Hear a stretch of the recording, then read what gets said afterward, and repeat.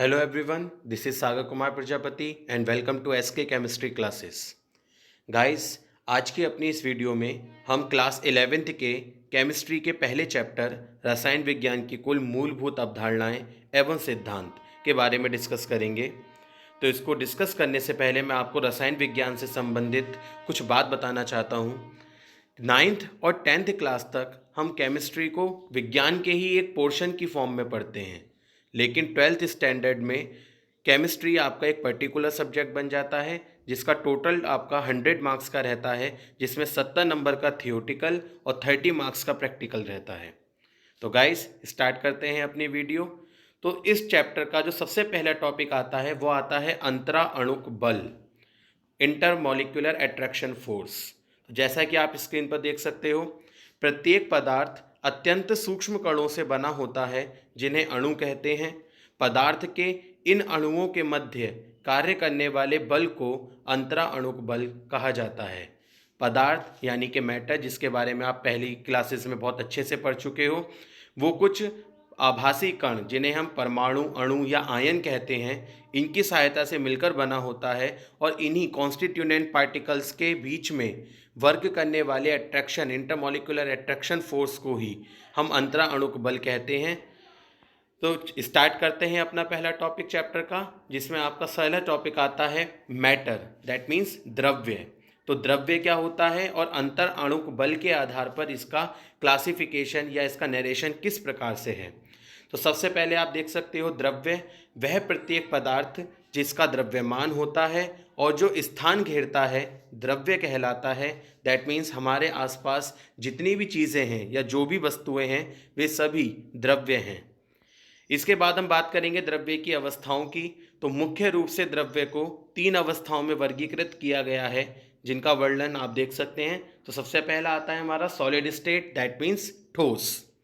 तो ठोस पदार्थ के अवयवी कण एक दूसरे के बहुत पास क्रमबद्ध रूप से, अतः वे पदार्थ जिनकी आकृति और आयतन दोनों निश्चित होते हैं ठोस पदार्थ कहलाते हैं।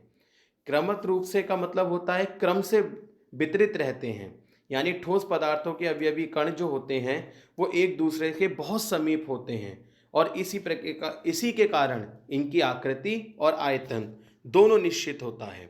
तो अगर हम बात करें अंतराणुक बल के आधार पर, तो ठोस पदार्थों के अवयवी कणों के बीच कार्य करने वाले अंतर आणविक बल का मान बहुत प्रबल होता है, इसीलिए इसकी आकृति और आयतन निश्चित होते हैं, जिसको एक छोटे से डायग्राम से नीचे बताया भी गया है कि जो अणु होते हैं ठोस पदार्थ के, इनके बीच काम करने वाला इंटरमॉलिक्यूलर अट्रैक्शन फोर्स बहुत ज़्यादा हाई होता है, जिसकी वजह से इनकी आकृति और आयतन दोनों निश्चित होते हैं।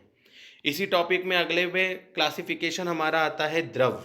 तो द्रवों में अवयवी कण पास पास होते हैं, परंतु यह कण गति करने के लिए स्वतंत्र नहीं होते, अतः वे पदार्थ जिनकी आकृति अनिश्चित होती है तथा आयतन निश्चित होता है द्रव कहलाते हैं।